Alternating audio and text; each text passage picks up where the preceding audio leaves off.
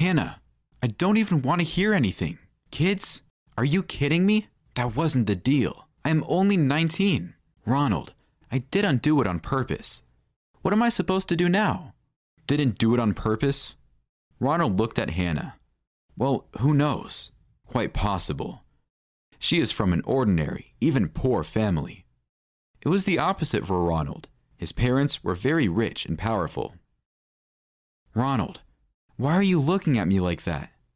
Do you think I tricked you? Yes, Hannah. That's exactly what I think. What kind of crazy person would get pregnant at 18? Or very cunning. The only thing I can do for you is give you money. I hope you can solve your problems on your own from here on. He took the money out of his wallet and tossed it in her lap. Here, that should be enough. And don't you dare blackmail my parents. He left, and Hannah remained sitting all alone on the bench. Ronald couldn't forget the expression in her eyes for a long time. He even wanted to find her somehow, to ask her how she lived and how things were going. But then, his father sent him abroad to study, and Ronald was gradually able to pull her out of his mind. Many years had passed since then. Ronald was the head of a big company. He was thinking about an upcoming reunion meeting with some friends from his youth. He called his secretary to see if he had any important meetings tomorrow morning. Rose, what's on the schedule for tomorrow? Is the whole day scheduled? Nothing really important, Mr. Ronald. Just as usual. Can you cancel all my appointments before lunch? Rose opened her notebook. Okay. The morning briefing can be moved to the next day. I'll move the meeting with the head of logistics to 4 p.m. You'll be free until 2 p.m. Is that enough? Yes, Rose. I have no idea what I'd do without you. The young woman smiled. Then you would find a new assistant. No, there are no people like you. But that's not all. I don't know how to say it anyway. Tonight, I have a meeting with some old friends at the restaurant. We hadn't seen each other in a very long time, so we decided to hang out. And to change, I have to go home, and I'd really rather not. Could you prepare a suit for me to wear tonight? Ronald said uncertainly. Is Mrs. Audrey in a bad mood? Ronald sighed in relief. Right. See, Rose, and you say you can be replaced. It's just that Mrs. Audrey called today. She looked in her notebook. 27 times. I would strongly advise you to call her back. Otherwise, she will come here, and then the party with your friends will be ruined. Ronald sighed heavily. Yes, Rose, you're right as always. I'll call her now. Okay, in the meantime, I'll take care of your suit. What restaurant are you going to, and how fancy do you need to look? This is the best restaurant, and I need to look perfect. I told you, friends from a long time ago. We haven't seen each other for ages. Rose nodded and left. Ronald looked after her. Yes, he was very lucky. Naturally, his wife was furious, telling him to fire Rose as well as the other young assistants. But this time, he did not listen to her. In fact, at first, he did look at Rose as a pretty young girl. He's a boss who doesn't mind having an affair. But Rose immediately let him know that she was not that kind of lady, and she was not interested in such affairs. As soon as she realized what he wanted from her, she came to his office herself. Mr. Ronald, I need to talk to you. He looked at her curiously. I'm listening to you, Rose. I'm well aware that in your circles, it's probably common for the boss to have affairs with assistants. But I came here to work. So you have time to think about what's more important to you. A good assistant or another mistress? He raised his eyebrow in surprise. Do you consider yourself a good assistant? Rose didn't take her eyes off him. Yes, I'm sure I'm the best assistant you've ever had. And for some reason, Ronald believed her. Since that day, he has never regretted it. Rose was perfect. She remembered everything. She knew everything. And she always had everything in order. Gradually, Ronald dropped a bunch of his responsibilities on her, and he finally felt like a real boss. He could even get drunk with Rose and have a heart-to-heart talk without fear that someone else would find out something about the conversation. Rose was 26, never married, graduated from a good university. Ronald always asked her, "Why did you come to work as an assistant? After all, education allows you to make a good career." And she would answer with a smile, "You can climb quickly, but without experience, you can fall even faster. I'll gain experience, then decide what to do next." Ronald didn't want to think that the day would ever come when Rose decided to quit. Ronald came back to reality. He took the phone to call his wife and listened to Audrey's crazy yelling again. Why? Why does he live with her? Ronald didn't understand it himself. For a long time, there was nothing to tie them together except their quarrels. No intimacy, neither mental nor physical. It just so happened that it was convenient for them to get married. And to be even more precise, it was already time to choose a wife and get married. And Audrey, who was head over heels in love with him and also had a good dowry in the form of a small furniture factory, was a good option. After living together for 10 years, Audrey decided that now she could do whatever she wanted, and she began to eat cakes and candy and all sorts of other sweets with great appetite, which caused her to gain a lot of weight. Audrey stopped taking care of herself and looked overweight, so she didn't cause any manly cravings in Ronald. Actually, it was the reason for all the quarrels. Audrey was terribly jealous of him, annoying him with her calls, and he could not leave her because he knew that she would be lost without him, and absolutely no one will need her. And what was the point of leaving her? It's not the right age to be fluttering around like a butterfly. He was 46 years old, and Audrey was 2 years older. "Hello, Ronald. Why aren't you picking up the phone?" "Audrey, you know damn well that I'm at work. I have meetings and briefings all the time. I mean, what could be so important that you would call me 27 times? That's what you have become? Maybe I'm being killed or raped, and you're not picking up the phone." Ronald sighed heavily. "Audrey, call 911. Are you done?" "No." His wife yelled so much that he even took the phone away from his ear. "You have to come home early today. I invited my friends today. Can you be at home at least once?" "Oh no. Spare me from hanging out with your empty-headed friends. Thanks for telling me. I'll spend the night at the office. Have a good time, darling." He hung up the phone without listening to the shouting on the other end, and rubbed his hands in relaxation. He'd rather sleep on the couch at the office than at home. Tonight, though, maybe he'd go anywhere else. After all, meeting two friends from his youth was a good fortune. Not that they were the best of friends, but they communicated very tightly many years ago. Then the guys moved away, and their paths parted. And yesterday, they met accidentally at an event, barely recognized each other, and now they scheduled a meeting. Interesting to see who's doing what, to compete in business, to show off. Ronald was sure he had reached the coolest heights. The phone rang on the table. Ronald winced. He thought it was his wife calling again. But no, it was Eric's number, one of the friends he was going to meet today. "Hello, Ronald. Here's the thing. Need to cancel a meeting?" Ronald was disappointed. "No, it's just that we won't be by ourselves. Bring someone too." "The wife?" Ronald sighed dolefully. The other end of the line laughed. "Come on, are you out of your mind? What wives? Wives should stay home." Ronald laughed. "I got it. I will bring someone." He had just hung up the phone when there was a knock at the door. "Come in." Rose came in. She brought a new suit and a shirt. "Here, I think it will be perfect." "Rose, could you do me one more favor? Of course, it'll be well paid." "I'm listening." "Look, everyone's coming to the meeting tonight with their mistresses. I mean, it's not even a meeting. It's a show of who's got what. Could you Play the part of your date? Rose tactfully substituted the word. Yes, that's right. All right, Ronald, but if it's okay, I'll get there myself. All right, if it's more convenient for you. Assyria Restaurant, 7 p.m. Rose looked at him strangely, then nodded. I'll be there. Well, go get ready then. See you tonight. The meeting was absolutely fantastic.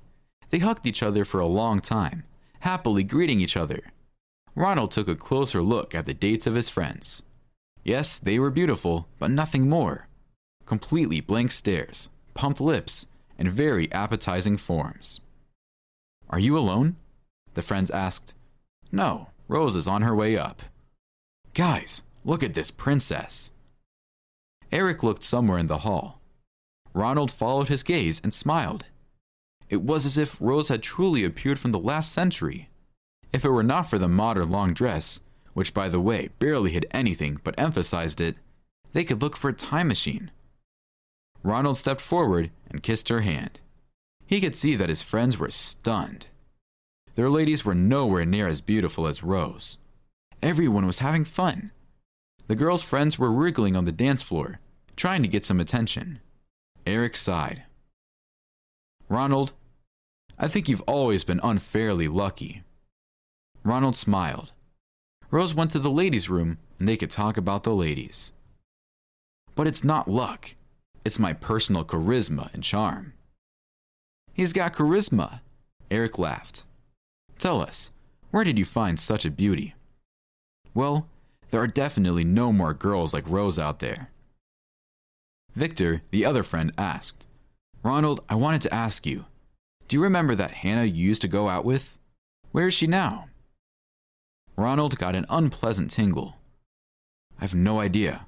I haven't seen her since those years. Victor sighed. Neither have I. A lot of guys liked Hannah, and she chose you. Rose was back at the table, and the attention of them all immediately shifted to her. Ronald poured wine for everyone and said it was time for a drink. He always did that when he thought of Hannah. The chef's dish was brought to them when everyone was already a bit drunk. Everyone except Rose. She had only one glass of wine during the entire night, and Ronald was simply fascinated by her. Victor jokingly began the conversation with Rose. Rose, I'll get a divorce, but please marry me. Eric interrupted him.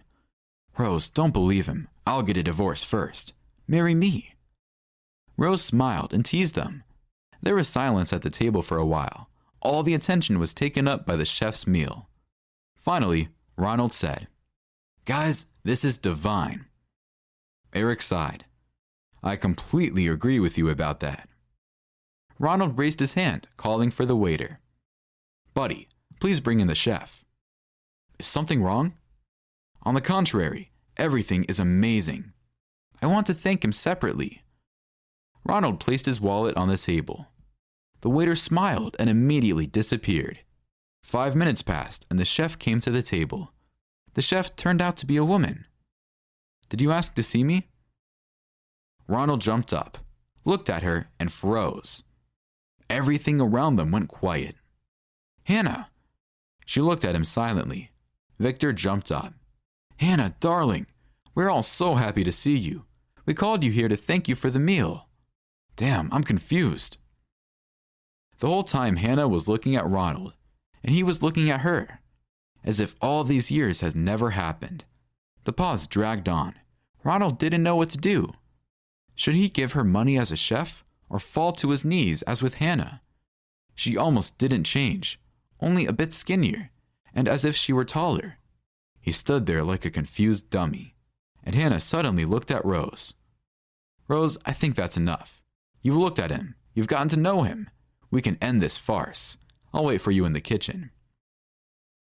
Hannah left them without saying anything else. Rose stood up. Please forgive me. Mom can be very tough when it comes to family affairs. Goodbye, Victor. Goodbye, Eric. Rose turned to Ronald. Goodbye, Daddy. I hope to never see you again. Ronald slumped in his chair with a crash. Eric turned to Victor. I don't get it. Did she call Ronald her daddy? Victor glared angrily at Ronald. So it wasn't a rumor that you broke up with Hannah when she was pregnant? Ronald was silent. Victor stood up.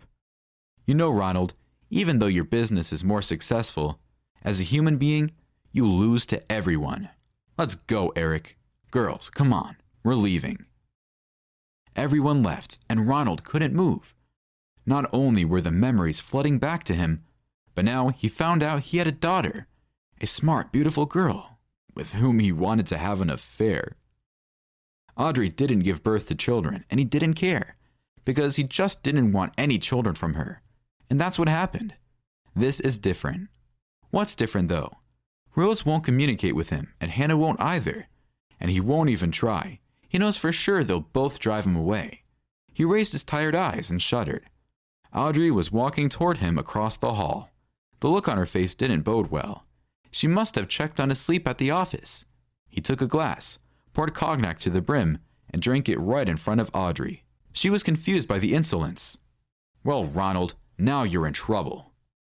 He just closed his eyes and tried to disconnect from that annoying, loud voice. All right, everyone's presentations are done, Nick, the manager, said as he tried to move the discussion forward. Excuse me, I haven't. I recently found out something. Nick interrupted me and began to speak. There's apparently someone in this department who didn't graduate high school and is just a part-timer. Meetings should be for employees only. Absolutely right. His lackey, Mike, of course, agreed with Nick. I'm leaving. After leaving the meeting room, I started to shut down my computer. I noticed that an email had arrived, not in my personal inbox, but in the company's shared email. Thinking, there's no point in speaking up, no one will listen, I went home quietly. The next day, I heard a commotion from Nick's desk. He was staring at his computer screen, his face pale. Nick? Is something wrong? Mike looked at the screen with him. And he turned even paler than Nick. Why is he so angry? Knowing the reason for Mike's distress, I thought to myself, serves them right. My name is Adam. My mother passed away when I was in the 9th grade, and I was raised by my father. Well, you could hardly call it being raised. After my mother passed, my father changed. He drowned his sorrows in alcohol, and though he still went to work, he squandered our living expenses on horse racing. Because of that, I had to start working part-time as soon as I entered high school. Every month, I went to the convenience store with bills in hand that couldn't be auto-deducted from my father's account. Even though I endured it because I didn't want to be alone, I reached my limit in my 2nd year of high school and dropped out. I found a live-in job at a distant inn. Thank you for everything. The day I left home, my father, still staring at the TV, spoke. Take care. That was our last conversation. Back then, 18 wasn't the age of majority, so I needed my father's permission to work, and I couldn't hide my place of employment. Yet, my father never visited me even once. I kept working just to survive, and before I knew it, I was 42. Years of hard work paid off, and I was transferred to the headquarters. I was thrilled to be recognized by the company, as I thought I'd be working in the field until retirement due to my lack of formal education. Listen up. Our work can change the future of our employees. Don't drag us down. On my first day after the transfer, Nick, dressed in an expensive suit, spoke sternly. There was a reason for this. Our inn was located in a prominent tourist destination, known so well that everyone in the state could sing its commercial jingle. At its peak, we had 5 locations within the state. But that was long ago. Due to financial difficulties and aging facilities, only the place where I had worked for many years and the original establishment remained. I was prepared to lose my job anytime, but now there was a glimmer of hope. With the rise of social media, the tourist area where the inn was located started gaining attention again. Depending on how hard the sales department, where I was transferred, worked, we could either thrive or be forced to give up this prime location to the new hotel chains continuously popping up. For Nick, who had switched careers from another industry to strengthen our sales, this was a battle he couldn't afford to lose. I understood why he had to be strict. I will do my best. Nick sneered at my enthusiastic declaration. Did you not hear what I said? I'm sorry. I thought I was listening carefully. Out of habit from years of customer service, I apologized reflexively. though I had no idea what had offended him. Someone was watching me with a smirk. In this department, there are those who are expected to excel and those who have been shoved here because they have nowhere else to go. You are the latter. It was Mike, the section chief. He's 7 years younger, at 35. But he was called to headquarters much earlier than I was and had been moving around within the headquarters ever since. I'm not jealous, but I can't accept that he's my boss. Graduating from a prestigious university, he has an unusually high pride and caused many problems as a newbie, making things very difficult for me when I was the front desk leader. When I found out Mike was transferred to the sales department a month before me, I was disheartened. Mike is right. With just a middle school diploma, there's not much you can do. Don't even think about achieving results. As if I didn't exist, Nick remarked, "I'm thirsty." Mike eagerly ran to the coffee maker. It seems Mike is Nick's lackey. I regretted being happy about my transfer to headquarters, wishing I had stayed on site forever. Send a direct mail to every company on this list by the end of the day. Nick only assigned me tasks that even a new graduate could handle. What? There are over 1,000 companies. You want me to send to all of them by today? Yes, if you and your fellow misfits split the work, even those with nowhere else to go should finish by today. I glanced at the employees typing away expressionlessly.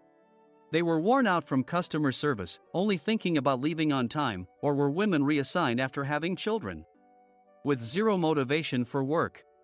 Even Sam, a new graduate from the same university as Mike, who was supposed to be among the expected achievers, had no enthusiasm for the job, having joined the company wanting to do customer service. I don't care what they say, I plan to quit anytime, he said. Only Nick and Mike were highly motivated, making all the decisions between the two of them. I originally only wanted to work at the inn to survive and had no particular attachment to this job. I swallowed my words, thinking I had no right to reprimand them. About a month after the transfer, Nick told us with a frustrated look. To commemorate the 50th anniversary, we've decided to create a plan exclusive for one group per day. Originally, Mike and I were supposed to come up with it, but our president, Mr. Thompson, insists on hearing everyone's opinions. So, you all get a chance. As Nick explained, Mike began handing out prints. Make sure not to embarrass Nick. If your ideas are half-baked, you'll have to redo them. It seemed that they had printed his handwritten notes by Mr. Thompson, which included several questions and a section for free responses. It made sense why Nick had to seek our input, given that all responses had to be submitted to Mr. Thompson. We were given a week to think about it, and a meeting was scheduled to compile our ideas. My plan is to let guests enjoy both the old and modern America. Nick began the presentations. Guests would watch a master confectioner at a nearby traditional sweet shop make sweets in front of them. The welcome drink would be premium tea in a bottle. Nick's plan was certainly attractive. After his presentation, Nick called on us to present in the order we were seated. Just as I stood up for my turn. All right, everyone's presentations are done. Excuse me, I haven't. I recently found out something. Nick interrupted me. There's someone in this department who didn't graduate high school and is just a part-timer. He was likely talking about me.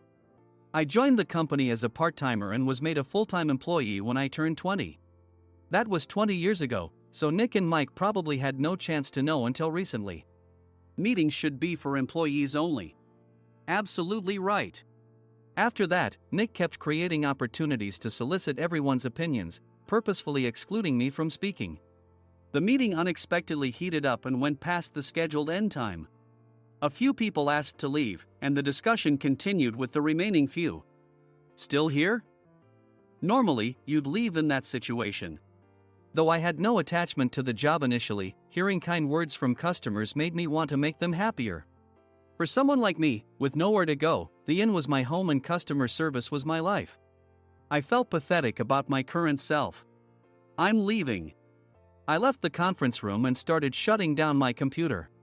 I noticed an email had arrived, not in my personal inbox, but in the company's shared email. Thinking no one would listen to what I had to say anyway, I quietly went home. The next day, while preparing the DM as instructed, I heard a commotion from Nick's desk. In his haste to stand up, he hit his knee on the desk. He stared at his computer screen, his face pale. "Nick! What's wrong?" Mike, thinking he should be the first to rush over, approached Nick while still wearing his coat. He peered at the screen with Nick. And he turned even paler than Nick. Why is he so angry? Who is responsible for this company? Nick, more irritated than ever, asked, and Mike answered without checking. Probably Sam. Sam wasn't there because he was attending a morning training session for new hires. Nick gave up on getting angry and returned his gaze to the screen.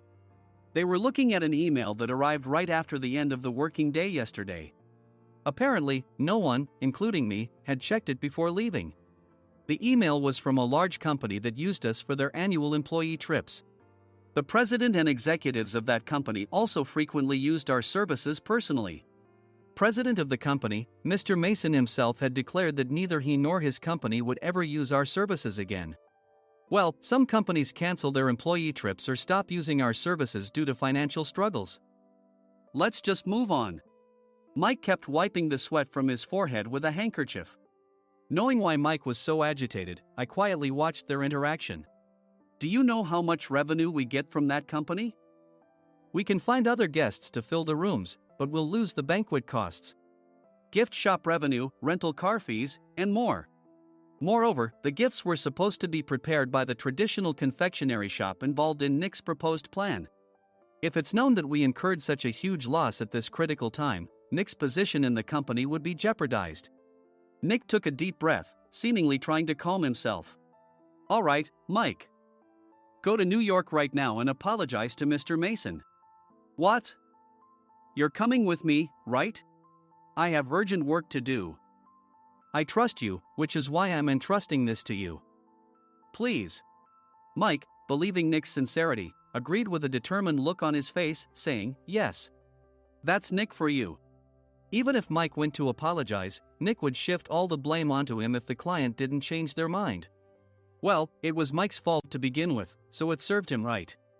About 3 hours later, Sam answered a call from somewhere and repeatedly apologized, saying, I'm very sorry. Everyone watched to see what was happening.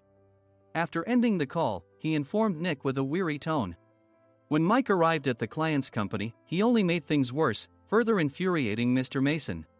He was demanding, get his boss here immediately.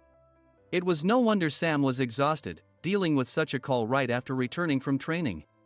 What is that idiot doing? All right, Adam, you're coming with me. If sacrificing Mike didn't work, then I must be next. Normally, I'd want to refuse at all costs, but I saw an opportunity in this situation. If I can be of assistance, I'd be happy to join you. I obediently followed Nick, and we flew to New York. When we introduced ourselves at the reception, it became clear how serious the situation was, as the receptionist personally escorted us to the president's office. Angry voices leaked through the door, making both Nick and me uneasy. Excuse me. I'm Nick, the supervisor. I understand my subordinate has caused you trouble, and I deeply apologize. Nick, with his experience in the corporate world, knew enough to offer an apology before excuses. However, his customer service skills left much to be desired. I sighed as I saw Mike trembling like a small dog in the corner of the room. What kind of training are you giving your subordinates? Mr. Mason glared at Nick with a red face. The intensity of his gaze made even Nick take a step back. Regrettably, I joined this company only 2 years ago and was unaware of Mike's issues. I should have identified his shortcomings sooner. Indeed. I should have realized sooner. No sensible person would come to apologize and then give a lengthy presentation on the drawbacks of not using their in. Nick froze, his mouth slightly open. Suspecting the worst, I picked up the documents that had fallen to the floor. It seemed Mike hastily prepared these documents on the plane, listing the disadvantages.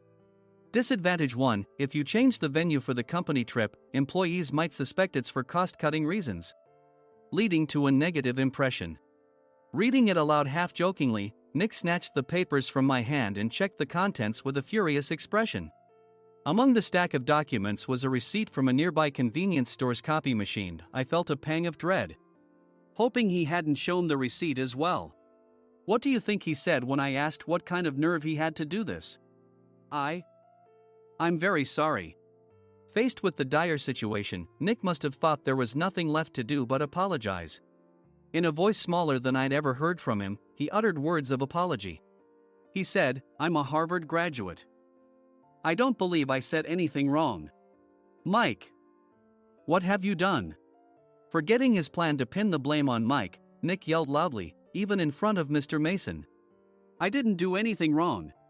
"You're still saying that? Look at him." Mike pointed at me with a shaking hand. "I was assigned to headquarters in my 20s and now I'm a section chief. This guy only made it to headquarters at 42. Everything I've done proves I was right. So why are we losing the contract?" Having said his piece, Mike collapsed to the floor. "Of course. You were sent there because you had nowhere else to go." Mike never expected to hear such words from someone he looked down upon. He lunged at me, and Nick hurriedly stepped in to stop him. "Mr. Thompson told me Mike is a quick thinker, and to take good care of him." There's no way he was pushed aside. "Don't make things worse here." "He didn't say quick thinker, he said only quick-witted, didn't he?" I don't remember that part." I recalled the many troubles Mike caused when he was a newbie. When Mike was on the front line, his pride was so high that he never apologized to customers. Customer service, especially in our job, doesn't work alone. It brings both good and bad situations.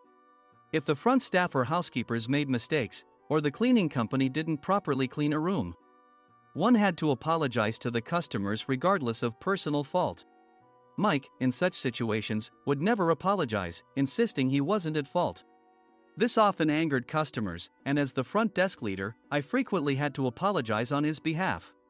He caused complaints and disrupted operations, which is why he was quickly moved to headquarters. In departments where he didn't interact directly with customers, his quick thinking was beneficial and things went well. But it seemed his flaws were starting to show. Corporate reservations are supposed to be entered into the system by the sales representative. But a quick check yesterday revealed that more than 10 items were missing from the client's reservation. The handover document clearly stated what needed to be prepared. Why didn't you enter it into the system? Why do we have to give them special treatment? Filling rooms near the banquet hall, setting up all the food in advance. Specifying the brand of wine, they're too demanding. No wonder he always angered customers, I thought, feeling a headache coming on. Grouping them in rooms near the banquet hall is for our benefit too. It makes it easier for the staff to set up beds and serve breakfast since everyone's schedule is synchronized. As for the other requests, Mr. Mason suggested them to lighten our load. I didn't know that. Nick finally seemed to realize that Mike was the one who had angered the client. What did you say to them? I just told them we wouldn't give them special treatment anymore. We shouldn't waste effort on things that don't bring in money. I was utterly exasperated at his lack of understanding of customer service. Of course, we shouldn't comply with unreasonable demands. But carrying over successful practices from past stays makes customers feel remembered and enhances their experience. Good memories encourage repeat visits. That's part of our job. I looked down at Mike, who was sitting on the floor. In our job, nothing is a waste. Mr. Thompson likely moved you to the sales department, hoping you'd finally understand this. How do you think he feels now that you've failed to meet his expectations? Mike, tears in his eyes, fled the president's office. I was amazed he still hadn't apologized. You have it tough, Adam. It's okay, we're all employees of the same company. I deeply apologize for this disrespectful incident. Especially after all the care you've shown us. If it weren't for you, Adam, I really would have stopped staying here. When I heard you were moving to the sales department, I was willing to reconsider if you handled it. Seeing us talk so amicably, Nick's face contorted. Do you two know each other? Adam's service is excellent. I always requested him specifically. Normally, we don't accept specific staff requests, but we made an exception for Mr. Mason, adjusting my shifts accordingly. He had personally stayed at our hotel just before my transfer, and during casual conversation, I mentioned, I'm moving to the sales department soon. If I hadn't told him then, things could have been much worse. Please continue to take care of us. I look forward to it. On the return flight, Nick awkwardly offered me a can of beer. It's still working hours. Of course, I had no intention of forgiving him for a single beer. Nick might try to pin everything on Mike and avoid any consequences. While pondering this, a startling fact came to light. Nick, the tea bottles for the plan have arrived. I handed Nick a bottle labeled with our inn's name. They look good. What are you talking about? These are plastic bottles. I had assumed we would use the trendy, high-end bottling tea. But what arrived were ordinary plastic bottles of tea with customized labels. The only unique aspect was the label, which had the inn's name, making it look customized. Upon further investigation, I discovered that a substantial amount of money was set to be paid to the tea company. It was priced like bottling tea. Does this plastic bottle really cost $100 each? The tea inside is specially blended for us. The extra cost is for that. Wouldn't it be better to use another tea company? Or is there a specific reason we must use this one? As Nick continued to make excuses, I showed him a printed email. I informed the tea company's president, Mr. Mitchell, that we discovered irregular payments and he confessed. He said you two were high school classmates and planned to split the extra money. That idiot. Why did he confess? That's not important. You should worry about yourself, this could turn into a police matter. Opening the bottle cap, I suggested. How about calming down with this tea? It supposedly has a relaxing effect. Nick drank the tea frantically. In the following days, decisions were made about their fates. Mike was reassigned to the General Affairs Department, with no chance of transfer or promotion, as per Mr. Thompson's orders.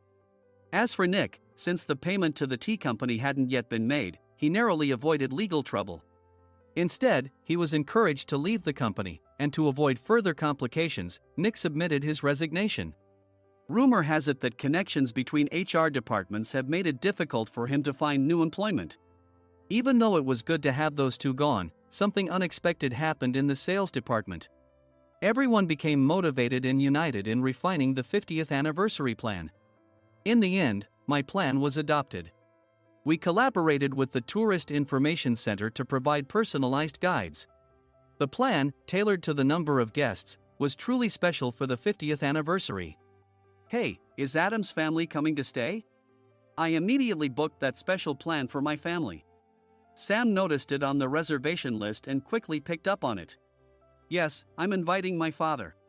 That's great. I might invite my parents too. I lacked the courage to face my father just as Adam. But here, with the confidence Mr. Mason praised, I felt ready. The 50th anniversary plan was a perfect opportunity to reconnect with my father. I hoped to bring back the days when we could laugh together as we once did.